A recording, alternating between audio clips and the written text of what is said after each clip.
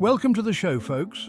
Today, we're diving deep into one of the most significant and frankly the most messed up events in American history, the assassination of President John F. Kennedy. Now, we all know the basic story, but there's a whole lot of weirdness surrounding this event, a whole lot of unanswered questions. Think about it, man, a young, charismatic president taken out in broad daylight. It's the kind of stuff that makes you question everything you thought you knew. What really went down that day in Dallas? Was it a lone gunman like they tell us, or is there something more to the story? We're going to unpack all of it, look at the official narrative, the evidence, and the wild conspiracy theories that still swirl around this case. Plus, I want to hear from you. What are your thoughts on the JFK assassination?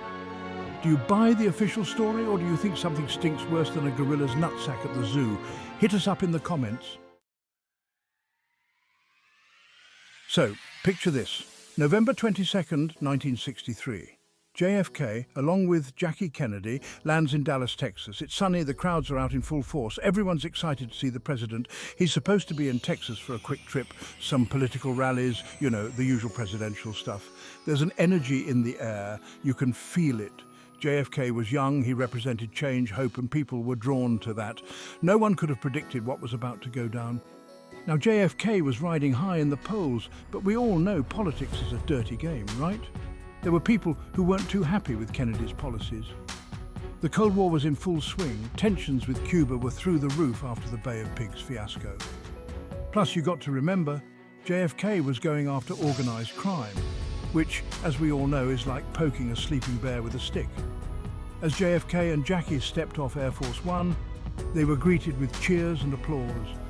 Little did they know that this would be the last day of their lives. The motorcade was all lined up, ready to take them through the streets of Dallas. It was supposed to be a routine drive, a chance for the people to see their president up close. But as we all know, fate had other plans. I mean, you got to wonder, was there already a sense of foreboding, something in the air? Or was it just another day, another crowd, another motorcade? All right, so let's talk about this motorcade for a second. This wasn't just some quick jaunt around the block. This was a full-blown presidential motorcade designed to show JFK off to the people of Dallas. You had the presidential limousine, a 1961 Lincoln Continental convertible, all decked out. Secret Service agents were everywhere, eyes peeled, looking for any sign of trouble. But here's the thing that always gets me, man. The car was open, like wide open. Can you imagine that today? A president riding through a major city in a convertible. No bulletproof glass, no armored plating, nothing. Just JFK, Jackie, and a couple of other folks completely exposed. It's insane! Now, I know times were different back then. Security wasn't as tight.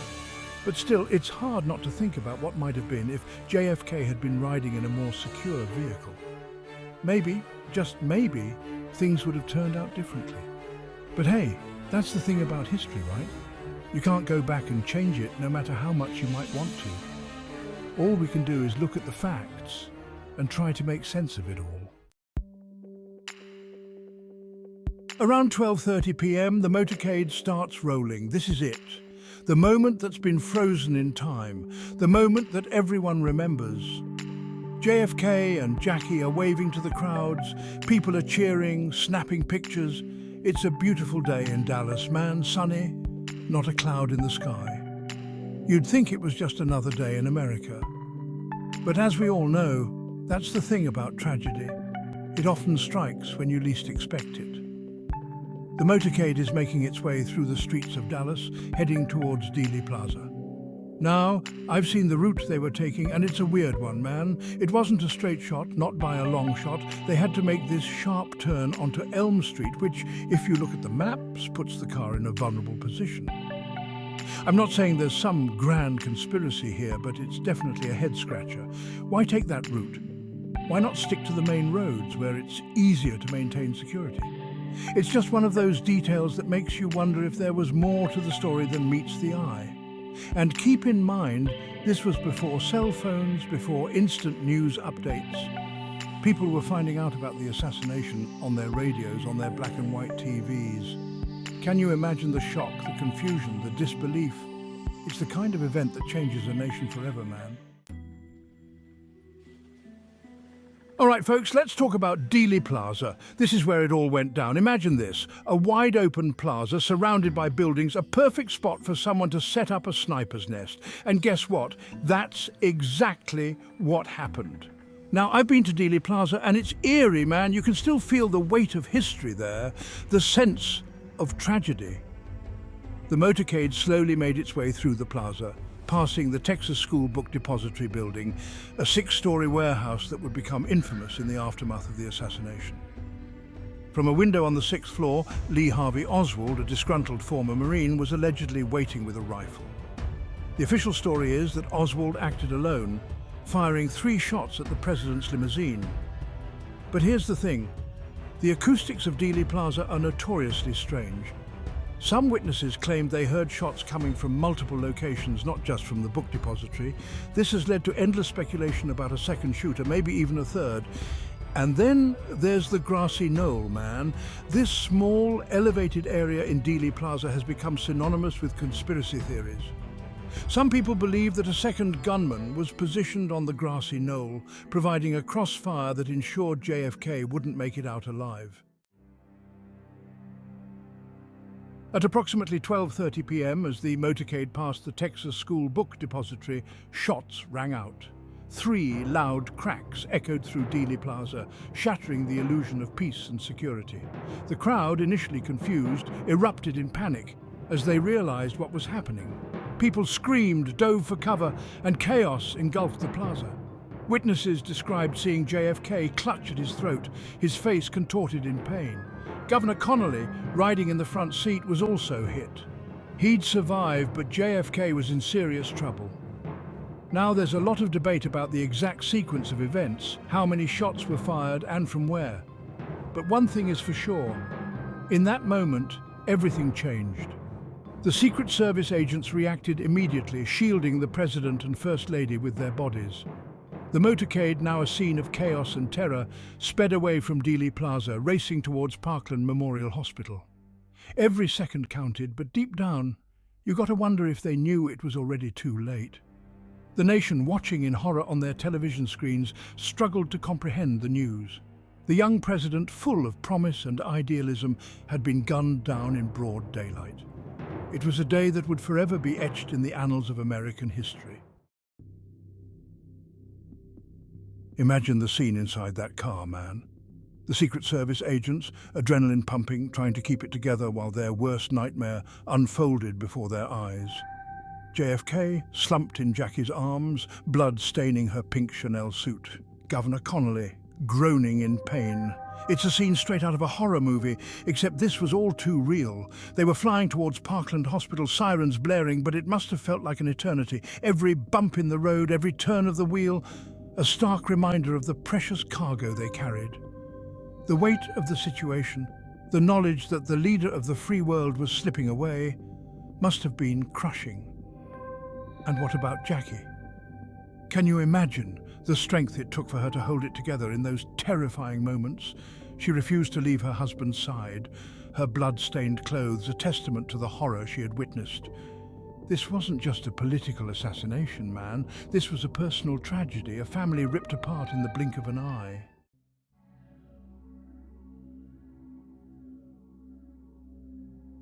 Chapter 7. A Nation Holds Its Breath. Arrival at Parkland. The motorcade screeched to a halt outside the emergency room entrance of Parkland Memorial Hospital. Doctors and nurses, alerted to the situation, rushed to the car, ready to do everything in their power to save the president's life.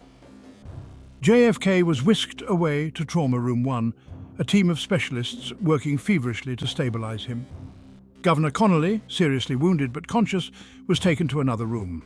The mood in the hospital was tense, a mixture of urgency and disbelief. News of the shooting spread like wildfire, and soon reporters and cameramen descended upon the hospital, desperate for any scrap of information. Inside Trauma Room 1, doctors fought valiantly to save JFK's life, but the damage was too severe. He had lost massive amounts of blood and his brain had been irreparably damaged. At 1 p.m., just a short time after arriving at the hospital, President John F. Kennedy was pronounced dead. The news, when it finally came, hit the nation like a ton of bricks. The country was in mourning, united in grief and disbelief. How could this have happened? Who would do such a thing, and why? Chapter 8, The Unthinkable. Confirmed, announcing JFK's death. Imagine this. You're at home, maybe having lunch, kids are playing, life is normal. Then, the news bulletin cuts in, the music stops, and a somber voice announces that the president is dead. That's what it was like, man. The world just stopped. Walter Cronkite, the most trusted man in America, his voice heavy with emotion, delivered the news to a stunned nation. Schools were dismissed, businesses shut down, people gathered around radios and television sets, desperate for any information about what had happened. The assassination of JFK wasn't just a news story, it was a collective trauma, a wound that would take generations to heal. The outpouring of grief was unlike anything the country had ever seen. People wept openly in the streets, strangers consoled each other, and a sense of profound loss permeated every aspect of American life. The world mourned alongside the United States, shocked and saddened by the loss of a leader who had come to embody hope and progress. In that moment, everything felt uncertain.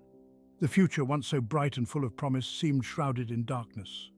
The assassination of JFK was a stark reminder of the fragility of life, the ever-present threat of chaos, and the enduring power of hate. Chapter 9.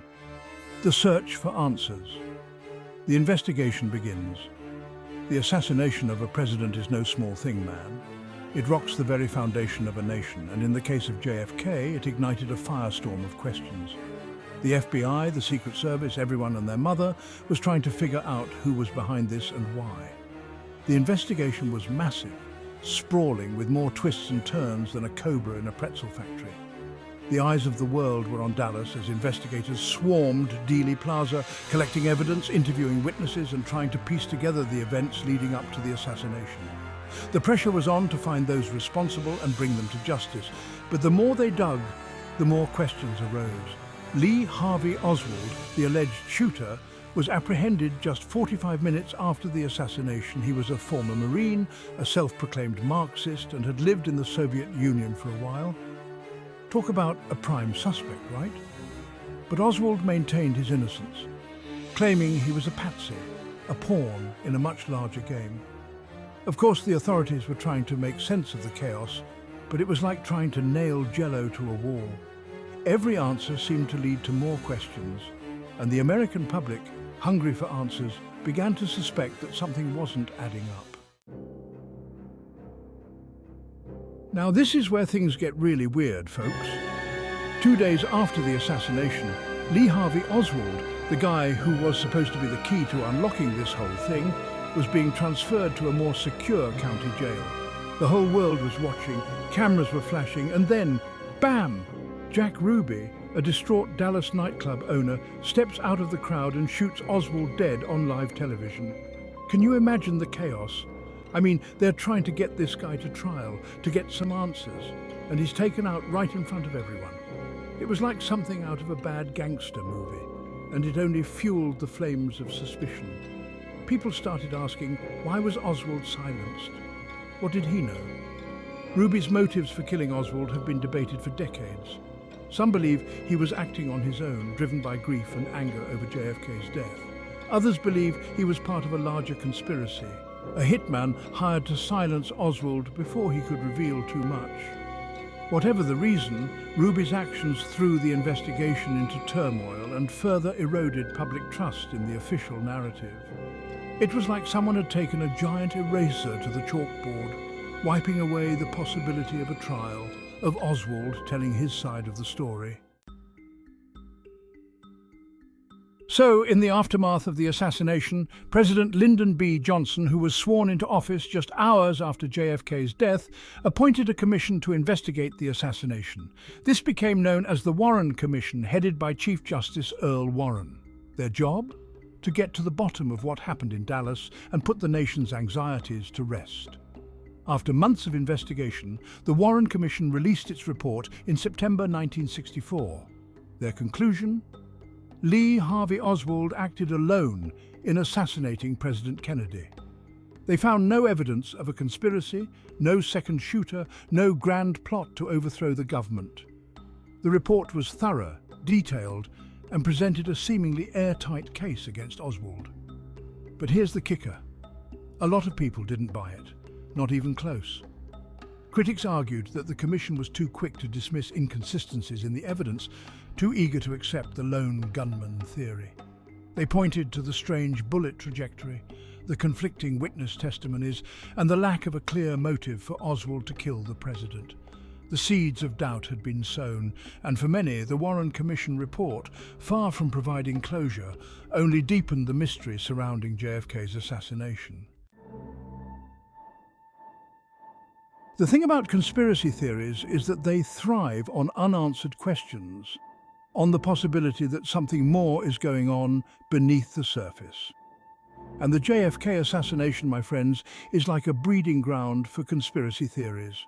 Over the years, there have been countless investigations, both official and unofficial, all trying to shed light on the events of that fateful day in Dallas. One of the most well-known is the work of the House Select Committee on Assassinations, or HSCA, which was formed in the late 1970s. After reviewing the evidence, the HSCA concluded that JFK was probably assassinated as a result of a conspiracy. They pointed to acoustic evidence suggesting a second gunman and raised questions about the actions of the Secret Service. However, the HSCA stopped short of identifying any specific individuals or groups involved in the alleged conspiracy. Their findings, while explosive, only managed to muddy the waters further. The debate raged on. Was Oswald a lone nut, or was he part of a larger plot?